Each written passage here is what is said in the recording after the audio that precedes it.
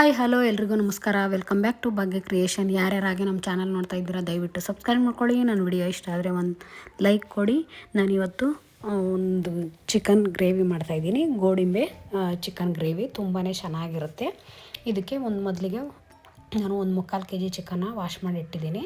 ಒಂದು ಜಾರ್ಗೆ ಪುದೀನ, ಕೊತ್ತಂಬರಿ ಸೊಪ್ಪು, ಶುಂಠಿ, ಬೆಳ್ಳುಳ್ಳಿ, ಹಸಿರು ಮೆಣಸಿನ್ಕಾಯಿ ಎಲ್ಲದನ್ನು ಹಾಕೋತಾ ಇದ್ದೀನಿ. ಇವಾಗ ಒಂದು 4ರಿಂದ 6 ಲವಂಗ, ಮತ್ತು ಇಲ್ಲಿ ಒಂದು 4 ಇಂಚಷ್ಟು ಚಕ್ಕೆ, ಅಂದರೆ ನೀವು ಚಕ್ಕೆ ಪುಡಿ, ಲವಂಗ ಮತ್ತು ಚಕ್ಕೆ ಎರಡನ್ನೂ ಮಿಕ್ಸಲ್ಲಿ ಪುಡಿ ಮಾಡಿ ಇಟ್ಟಿದ್ರೆ ಪುಡಿ ಬೇಕಾದರೂ ಹಾಕ್ಕೋಬೋದು, ಇಲ್ಲಾಂದರೆ ಸಪ್ರೇಟಾಗಿ ಬೇಕಾದರೂ ಹಾಕ್ಕೋಬೋದು. ಇಲ್ಲಿ ಮತ್ತು ಒಂದು ಮೀಡಿಯಮ್ ಸೈಜು ಈರುಳ್ಳಿ, ಮತ್ತು ನಿಮಗೆ ತೆಂಗಿನಕಾಯಿ ಆಪ್ಷನ್ಸು ಬೇಕು ಅಂದರೆ ಹಾಕ್ಕೊಳ್ಳಿ. ಏಕೆಂದರೆ ನಾವು ಗೋಡಂಬಿನೂ ಹಾಕೋದ್ರಿಂದ ನಿಮಗೆ ಸ್ವಲ್ಪ ಟೇಸ್ಟ್ ಕಡಿಮೆ ಅನಿಸುತ್ತೆ, ಮಸಾಲೆ ಜಾಸ್ತಿ ಇರಲ್ಲ. ಹಾಗಾಗಿ ನಾನಿಲ್ಲಿ ತೆಂಗಿನಕಾಯಿನೂ ಹಾಕಿ ನುಣ್ಣಗೆ ಪೇಸ್ಟ್ ಮಾಡಿ ಎತ್ತಿಟ್ಕೊಂಡಿದ್ದೀನಿ. ಇವಾಗ ಗ್ಯಾಸ್ ಹಚ್ಚಿ ಒಂದು ಬಾಣಲಿನ ಇಟ್ಕೊಂಡು ಅದಕ್ಕೆ ಸ್ವಲ್ಪ ಎಣ್ಣೆನ ಹಾಕೋತಾ ಇದ್ದೀನಿ. ನಿಮಗೆ ಎಣ್ಣೆ ಜಾಸ್ತಿ ಬೇಕು ಅಂದರೆ ಹಾಕ್ಕೋಬೋದು, ಬಟ್ ಚಿಕನ್ ಅಲ್ವಾ ಅಷ್ಟೊಂದು ಏನು ಎಣ್ಣೆ ಬೇಡ ಅಂತ ನಾನು ಇಲ್ಲಿ ಸ್ಪೈಸಿ ಐಟಮ್ ಏನೇನಿದೆಯೋ ಅದನ್ನು ಹಾಕ್ಕೊಂಡಿದ್ದೀನಿ. ನಿಮ್ಗೆ ಇಷ್ಟ ಬಂದಿದ್ದು ಸ್ಪೈಸಿ ಐಟಮ್ ಹಾಕ್ಕೋಬೋದು. ನಿಮಗೆ ಜಾಸ್ತಿ ಸ್ಪೈಸಿ ಬೇಕು ಅಂದರೆ ಜಾಸ್ತಿ ಹಾಕ್ಕೋಬೋದು, ಇಲ್ಲ ಒಂದು ನಾರ್ಮಲ್ ಆಗಿರಲಿ ಅಂದರೆ ಸ್ವಲ್ಪನೇ ಹಾಕ್ಕೊಳ್ಳಿ. ಮತ್ತು ಇಲ್ಲಿ ಸಣ್ಣಕ್ಕೆ ಸ್ಲೈಸಿಯಾಗಿ ಕಟ್ ಮಾಡಿರೋಂಥ ಈರುಳ್ಳಿನ ಹಾಕ್ಕೊಂಡು ಚೆನ್ನಾಗಿ ಫ್ರೈ ಮಾಡ್ಕೊಳ್ಳಿ. ಮತ್ತು ಇಲ್ಲಿ ಒಂದು 2 ಟೊಮೊಟೊನ ಸಣ್ಣ ಕಟ್ ಮಾಡಿ ಅದನ್ನು ಇಲ್ಲಿ ಹಾಕ್ಕೊಂಡು ನಾನು ಫ್ರೈ ಮಾಡ್ಕೋತಾ ಇದ್ದೀನಿ. ನೀವು ಇದಕ್ಕೆ ಪೇಸ್ಟು ಸಪ್ರೇಟ್ ಮಾಡ್ಕೊಂಡು ಹಾಕ್ಕೋಬೋದು, ಬಟ್ ನಾವಿಲ್ಲಿ ಸಪ್ರೇಟು ಮಸಾಲ ಬೇರೆ ರುಬ್ಬಿರೋದ್ರಿಂದ ಇದಕ್ಕೆ ಒಗ್ಗರಣೆಗೆ ಮಾತ್ರ ಈ ರೀತಿ ಮಾಡ್ಕೊಂಡಿದ್ದೀನಿ. ನೀವಿಲ್ಲ ಅಂದರೆ ಒಗ್ಗರಣೆ ಇಲ್ದಲೇ ಬರೀ ಮಸಾಲ ಪದಾರ್ಥಗಳನ್ನ ಹಾಕ್ಬಿಟ್ಟು ನೀವು ಹಾಗೇ ಮಾಡ್ಕೋಬೋದು, ತೊಂದರೆ ಇಲ್ಲ. ಇಲ್ಲಿ ಬೇಗ ಸ್ವಲ್ಪ ಫ್ರೈ ಆಗಲಿ ಅಂತ ಸ್ವಲ್ಪ ಉಪ್ಪು ಮತ್ತು ಸ್ವಲ್ಪ ಅರಿಶಿನ ಪುಡಿನ ಹಾಕ್ಬಿಟ್ಟು ನಾನಿಲ್ಲಿ ಮಿಕ್ಸ್ ಮಾಡ್ಕೋತಾ ಇದ್ದೀನಿ. ಅಂದರೆ ಚೆನ್ನಾಗಿ ಫ್ರೈ ಆಗಬೇಕು, ಟೊಮೊಟೊ ಎಲ್ಲ ಮೆತ್ತಗಾಗಬೇಕು ಆ ರೀತಿ. ಇವಾಗ ನಾನಿಲ್ಲಿ ಪಾಲಕ್ ಸೊಪ್ಪು ಮತ್ತು ಮೆಂತ್ಯ ಸೊಪ್ಪು ಎರಡನ್ನೂ ವಾಶ್ ಮಾಡಿ ಸಣ್ಣ ಕಟ್ ಮಾಡಿ ಸ್ವಲ್ಪನ ಹಾಕ್ಕೊಳ್ಳಿ. ಅಂದರೆ ಒಂದು ಚಿಕ್ಕದು ಕಟ್ಟು ಬರುತ್ತಲ್ಲ, ಒಂದು ಅರ್ಧ ಕಟ್ಟಷ್ಟು ಹಾಕ್ಕೊಳ್ಳಿ.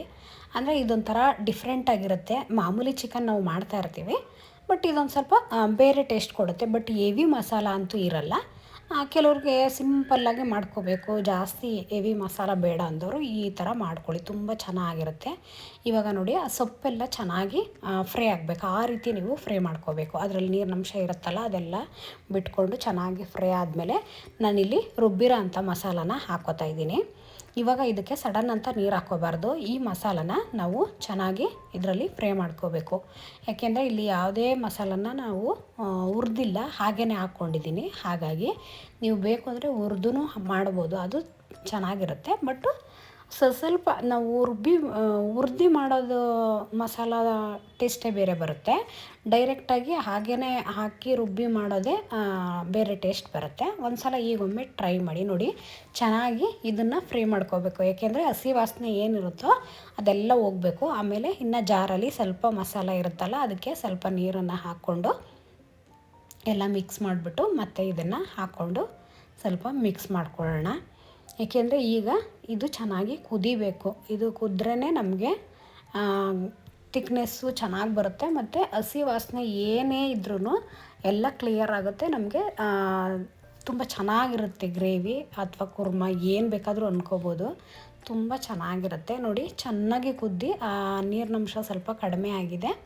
ಈ ರೀತಿ ಅಂದರೆ ನಿಮಗೆ ಜಾಸ್ತಿ ನೀರಿನಂಶ ಇದ್ದರೆ ನಿಮಗೆ ಚಿಕನ್ ಎಲ್ಲ ಅಷ್ಟೊಂದು ಟೇಸ್ಟ್ ಬರಲ್ಲ. ಹಾಗಾಗಿ ಸ್ವಲ್ಪ ಚೆನ್ನಾಗಿ ಕುದಿಸ್ಕೊಂಡು ಗಟ್ಟಿ ಗ್ರೇವಿಲಿ ನಾವು ಚಿಕನ್ನ ಹಾಕೋಬೇಕಾಗುತ್ತೆ. ಹಾಗಾಗಿ ನಾನಿಲ್ಲಿ ಚೆನ್ನಾಗಿ ಕುದಿಸಿ ಗಟ್ಟಿಯಾಗಿದೆ ನೋಡಿ ಗ್ರೇವಿ. ಇವಾಗ ನಾನು ಚಿಕನ್ನ ವಾಶ್ ಮಾಡಿ ನೀರೆಲ್ಲ ಚೆನ್ನಾಗಿ ಸೋರಿಸಿರಬೇಕು, ಏಕೆಂದರೆ ನೀರಿದ್ಬಿಟ್ರೆ ಇನ್ನೂ ತುಂಬ ತೆಳುವಾಗಿಬಿಡುತ್ತೆ. ಹಾಗಾಗಿ ಈಗ ಮಿಕ್ಸ್ ಮಾಡ್ಕೊಳ್ಳೋಣ.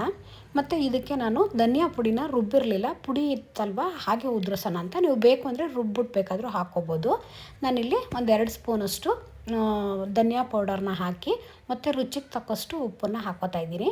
ಏಕೆಂದರೆ ನಾವು ಆಲ್ಮೋಸ್ಟ್ ಚಿಕನ್ನು ಏನಾದರೂ ಫ್ರೈ ಮಾಡಿದಾಗ ಉಪ್ಪಾಗೋದು ಸಾಮಾನ್ಯ. ಹಾಗಾಗಿ ಫಸ್ಟೇ ನೀವು ಕಡಿಮೆನೇ ಹಾಕ್ಕೊಳ್ಳಿ, ಆಮೇಲೆ ನೀವು ಟೇಸ್ಟ್ ನೋಡ್ಕೊಂಡು ಬೇಕಾದ್ರೆ ಒಂದು ಸ್ವಲ್ಪ ಹಾಕ್ಕೋಬೋದು. ಒಂದೇ ಸಲ ಹಾಕ್ಬಿಟ್ರೆ ಉಪ್ಪಾಗಿದ್ರೆ ತಿನ್ನೋದಕ್ಕೆ ಆಗಲ್ಲ. ಹಾಗಾಗಿ ನೋಡಿ ಈ ರೀತಿ ಸ್ವಲ್ಪ ಮಿಕ್ಸ್ ಮಾಡಿಬಿಟ್ಟು ಮುಚ್ಚಳ ಮುಚ್ಚಿ ಸ್ವಲ್ಪ ಹೊತ್ತಿಗೆ ನೀವು ಸ್ವಲ್ಪ ಕೈ ಆಡಿಸ್ಕೋಬೇಕು. ಏಕೆಂದರೆ ಚಿಕನ್ನಲ್ಲಿ ಏನು ನೀರಿನಂಶ ಇರುತ್ತೋ ಅದು ಸ್ವಲ್ಪ ಬಿಟ್ಕೊಳ್ಳುತ್ತೆ. ಹಾಗಾಗಿ ಈಗ ಆ ರೀತಿ ಎಲ್ಲ ಮಿಕ್ಸ್ ಮಾಡಿಕೊಂಡು ಮತ್ತೆ ನಾನು ಮುಚ್ಚಳ ಮುಚ್ಚಿ ಕುದಿಯೋದಕ್ಕೆ ಬಿಡ್ತಾಯಿದ್ದೀನಿ, ಅಂದರೆ ಅದು ಬೇಯ್ಕೊತಾ ಇರಲಿ. ಇವಾಗ ನಾನಿಲ್ಲಿ ಒಂದು ಜಾರ್ಗೆ ಒಂದು ಹಿಡಿಯುವಷ್ಟು ಒಂದು ಮುಷ್ಟಿಯಷ್ಟು ಗೋಡಂಬಿ ಆದರೆ ಸಾಕು. ಅದನ್ನು ಜಾರ್ಗೆ ಹಾಕ್ಬಿಟ್ಟು ಸ್ವಲ್ಪ ನೀರನ್ನು ಹಾಕ್ಕೊಂಡು ನೈಸಿಗೆ ಪೇಸ್ಟ್ ಮಾಡ್ಕೋಬೇಕು. ಅಂದರೆ ನೀವು ಕ್ರೀಮ್ ಇದ್ದರೆ ಕ್ರೀಮು ಹಾಕೋಬೋದು, ಬಟ್ ಗೋಡಂಬಿ ಚಿಕನ್ ಅಂದಾಗ ನಿಮಗೆ ಗೋಡಂಬಿ ಟೇಸ್ಟ್ ಬಂದೇ ಬರುತ್ತೆ. ಹಾಗಾಗಿ ತುಂಬ ಚೆನ್ನಾಗಿರುತ್ತೆ, ಒಂದು ಸಲ ಟ್ರೈ ಮಾಡಿ. ಇವಾಗ ನೋಡಿ ಚಿಕನ್ನು ಬೆಂದಿದೆಯಾ ನೋಡ್ಕೊಳ್ಳೋಣ. ಒಂದು ಸಲ ಮುಚ್ಚಳ ತೆಗೆದ್ಬಿಟ್ಟು ಚೆನ್ನಾಗಿ ಮಿಕ್ಸ್ ಕೊಡಿ, ಏಕೆಂದರೆ ನಾವು ಉಪ್ಪೆಲ್ಲ ಹಾಕಿರ್ತೀವಲ್ವ.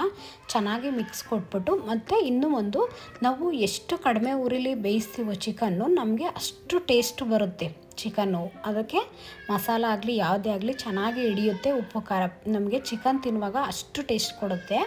ಹಾಗಾಗಿ ನಾವು ಕಡಿಮೆ ಉರಿಲಿ ನಾವು ಚಿಕನ್ನ ಬೇಯಿಸ್ಕೋಬೇಕು ಯಾವತ್ತೇ ಆಗಲಿ, ಆವಾಗ ನಮಗೆ ಟೇಸ್ಟ್ ತುಂಬ ಚೆನ್ನಾಗಿರುತ್ತೆ. ಇವಾಗ ನಾನು ಗೋಡಂಬಿ ರುಬ್ಬಿದ್ನಲ್ಲ ಅದನ್ನೆಲ್ಲ ಹಾಕ್ಬಿಟ್ಟು ಚೆನ್ನಾಗಿ ಮುಚ್ಚಳ ಮುಚ್ಚಿ ಕುದಿಸ್ಕೊಂಡಿದ್ದೀನಿ. ಯಾಕೆಂದರೆ ಆ ಗೋಡಂಬಿ ಪೇಸ್ಟಲ್ಲಿ ಚಿಕನ್ ಚೆನ್ನಾಗಿ ಬೇಯಬೇಕು, ಆವಾಗ ನಮಗೆ ಇನ್ನೂ ಟೇಸ್ಟ್ ಕೊಡುತ್ತೆ. ಅಂದರೆ ಅರ್ಧ ಬೆಂದಿರುತ್ತಲ್ವ, ಆಮೇಲೆ ನಾವು ಈ ಗೋಡಂಬಿ ಪೇಸ್ಟನ್ನು ಹಾಕ್ಕೊಂಡು ಚೆನ್ನಾಗಿ ಮುಚ್ಚಳ ಮುಚ್ಚಿ ಫುಲ್ಲು ಬೇಯಿಸ್ಕೋಬೇಕಂದ್ರೆ ಆವಾಗಲೂ ಅಷ್ಟೇ ಲೋ ಫ್ಲೇಮ್ ಇಟ್ಕೊಂಡೇ ನಾವು ಬೇಯಿಸ್ಕೋಬೇಕಾಗುತ್ತೆ. ನೋಡಿ ಎಣ್ಣೆ ಎಲ್ಲ ಬಿಟ್ಕೋತಾ ಇದೆ. ತುಂಬ ಎಣ್ಣೆ ಹಾಕ್ಬಿಟ್ರೆ ತುಂಬ ಎಣ್ಣೆ ಆಗೋಗ್ಬಿಡುತ್ತೆ, ಮತ್ತು ಕೊಬ್ಬಿನಂಶ ಜಾಸ್ತಿ ಆಗೋಗ್ಬಿಡುತ್ತೆ. ಕೆಲವ್ರಿಗೆ ಮಕ್ಕೊಡ್ದಂಗೆ ಆಗಿಬಿಡುತ್ತೆ, ಎಣ್ಣೆ ಜಾಸ್ತಿ ಇದ್ದರೆ ತಿನ್ನೋದಕ್ಕೆ ಇಷ್ಟ ಆಗಲ್ಲ. ಹಾಗಾಗಿ ಇಲ್ಲಿ ಗೋಡಂಬಿ ಹಾಕಿರೋದ್ರಿಂದ ತುಂಬ ಹೆಲ್ತಿಯಾಗೂ ಇರುತ್ತೆ, ತುಂಬ ರುಚಿಯಾಗೂ ಇರುತ್ತೆ. ಹಾಗಾಗಿ ಇಲ್ಲಿ ನೋಡಿ ಚೆನ್ನಾಗಿ ನಾನು ಬೇಯಿಸ್ಕೊಂಡಿದ್ದೀನಿ. ಅಂದರೆ ಕಡಿಮೆ ಉರಿಲಿ ಸ್ವಲ್ಪ ಟೈಮ್ ಆಗುತ್ತೆ. ಈ ರೀತಿ ಬೇಯಿಸ್ಕೊಂಡ್ರೆ ರೆಡಿಯಾಗೋಯ್ತು. ಇವಾಗ ಮೇಲ್ಗಡೆ ಕೊತ್ತಂಬರಿ ಸೊಪ್ಪು ಹಾಕಿ ರೆಡಿ ಆಗೋಯ್ತು. ಇದು ಚಪಾತಿಗೆ, ಪೂರಿಗೆ, ಅನ್ನಕ್ಕೆ, ಸಾಂಬಾರು ಥರನೂ ಆಗುತ್ತೆ, ಎಲ್ಲದಕ್ಕೂ ಆಗುತ್ತೆ. ಗಟ್ಟಿ ಮಾಡಿಕೊಂಡ್ರೆ ನಿಮಗೆ ಚಪಾತಿ ಪೂರಿಗೆ ಆಗುತ್ತೆ. ನೀವು ಏನಾದ್ರು ತೆಳ್ಳಗೆ ಮಾಡಿಕೊಂಡ್ರೆ ಸಾಂಬಾರಿಗೆ, ರೈಸ್ಗಾಗುತ್ತೆ. ತುಂಬ ಚೆನ್ನಾಗಿ ಮುದ್ದೆನೂ ತಿನ್ಬೋದು. ಹೀಗೆ ಒಂದು ಸಲ ಟ್ರೈ ಮಾಡಿ. ಈಗ ನಮ್ಮ ಚಾನಲ್ನ ಸಪೋರ್ಟ್ ಮಾಡಿ, ಸಬ್ಸ್ಕ್ರೈಬ್ ಮಾಡ್ಕೊಳ್ಳಿ, ಶೇರ್ ಮಾಡಿ, ಕಮೆಂಟ್ ಮಾಡಿ. Thank you for watching.